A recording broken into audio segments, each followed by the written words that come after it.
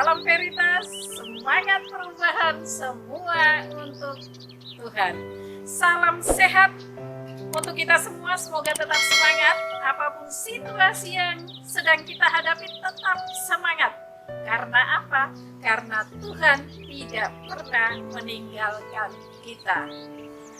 Bapak, Ibu, kaum muda, anak-anak dimanapun berada, hari ini saya ingin membagikan sedikit ibarat setetes air ya, renungan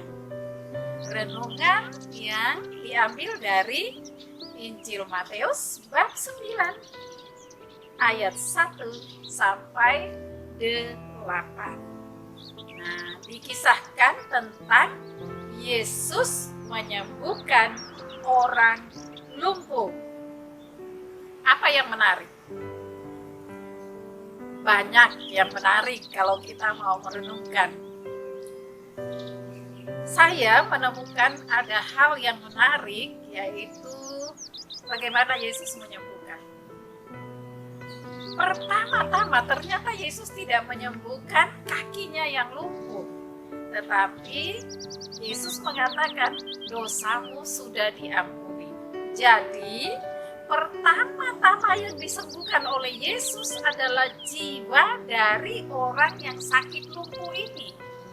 Jiwanya yang disembuhkan. Baru yang berikut Yesus mengatakan bangun, angkat tilammu dan pergilah ya. Jadi yang kedua baru Yesus menyembuhkan sakit lumpuhnya. Nah, ini bagi saya ini pesan yang sangat penting sekali, yaitu tentang masalah jiwa. Ini dengan kata lain, jiwa itu perlu dijaga, dipelihara, dirawat supaya sehat. Ya, supaya jiwa itu sehat. Tidak terbelenggu oleh hal-hal yang bisa melumpuhkan jiwa. Jiwa lumpuh, maka bisa terjadi badan pun lumpuh. Nah, Yesus memberi pesan supaya kita menjaga jiwa kita. Nah, pertanyaannya bagaimana sih merawat jiwa supaya jiwa itu bisa tetap sehat? Dari pengalaman saya yaitu pertama-tama bangun relasi yang intens, bangun relasi yang erat, bangun relasi terus-menerus, pertama-tama dengan Tuhan sesuai keyakinan kita masing-masing. Ya, itu yang pertama-tama. Dari pengalaman, saya bertanya kepada murid-murid, mereka mengatakan bahwa satu hari itu mereka berdoanya 3 kali, kayak minum obat ya, 1 hari 3 kali. Gitu. Lalu kalau durasi waktunya, ada yang 2 menit, ada yang 3 menit, ya, sampai ada yang memang bisa setengah jam. Ini saya bertanya kepada anak-anak murid-murid SMA. Setengah jam itu dari satu kelas itu hanya 1-2 orang. Itu durasi 15 sampai 30. Tentu bukan masalah durasi ya, tetapi intens berelasi dengan Tuhan. Maka jiwa kita pasti akan sehat karena dipengaruhi oleh roh Tuhan sendiri, yaitu roh baik ya, jelas tentunya. Namun saran saya ya dari pengalaman juga bahwa kalau berelasi dengan Tuhan itu jangan melulu hanya minta doang. Kan kalau dalam hidup juga kalau orang yang kerjanya hanya minta-minta kan bosan juga kan. Tentu Tuhan tidak bosan sih. Tapi jangan hanya melulu saya berdoa, ya Tuhan saya minta ini begini bla bla, amin. Tapi ada saat hening di mana kita juga mendengarkan Tuhan, atau kami menyebutnya dengan kontemplasi. Nah itu menjaga, merawat, memberi nutrisi kepada jiwa, yaitu dengan satu, intens berelasi dengan Tuhan. Nah, selain berelasi dengan Tuhan, yang kedua, kita juga bisa memberikan nutrisi kepada jiwa kita, yaitu dengan membaca. Ya, ini bukan hal sepele membaca.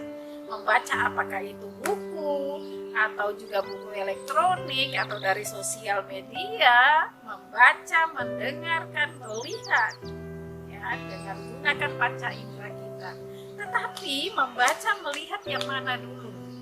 Kalau setiap hari yang kita konsumsi itu hal-hal yang negatif, maka bisa juga kita akan dipengaruhi dengan hal-hal negatif. Maka jiwa kita tidak akan bertumbuh dengan sehat.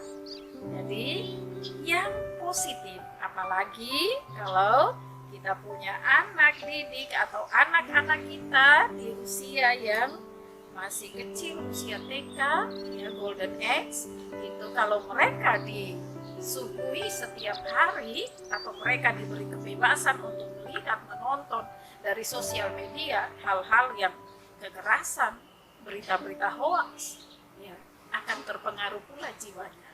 Maka konsumsi makanan sehat dengan membaca, melihat, menonton, ya, hal-hal yang positif, apakah dari sosial media yang positif, itu akan menumbuh kembangkan. Kita juga bisa merawat, menjaga jiwa kita ini terkait dengan alam.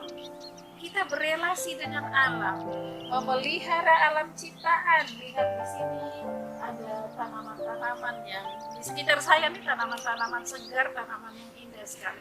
Kita berelasi dengan alam, maka kita juga akan mendapatkan belajar banyak dari alam. Kita bisa belajar dari alam, kebijaksanaan juga kita bisa timba dari alam. Saya beri contoh aja. Kemarin saya melihat, mengamati ikan.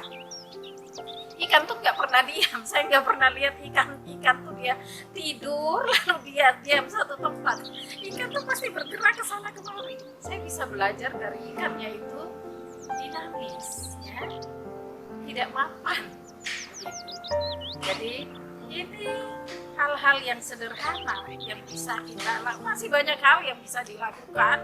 Bapak Ibu anak-anak bisa mendapatkan dari banyak hal lainnya untuk bagaimana untuk memelihara dan menyehatkan jiwa kita supaya jiwa tidak lumpuh, ya. Bapak Ibu juga dengarkan, kita pernah dengar juga, bahkan mungkin diberi pesan atau kita memberikan pesan bahwa kalau kita gembira itu maka imun kita akan kuat, ya. Gembira ini terkait jiwa juga. Jadi betapa pentingnya jika kita memiliki jiwa yang sehat. Nah, kalau jiwa kita sehat, maka pasti tubuh kita sehat. Di dalam jiwa yang sehat ada tubuh yang sehat. Tetapi juga bukan hanya pelihara jiwa, juga kita pelihara tubuh kita supaya tetap sehat. Tuhan tidak pernah meninggalkan kita. Tuhan pasti akan menolong kita ketika kita terbelenggu, baik jiwa maupun badan kita.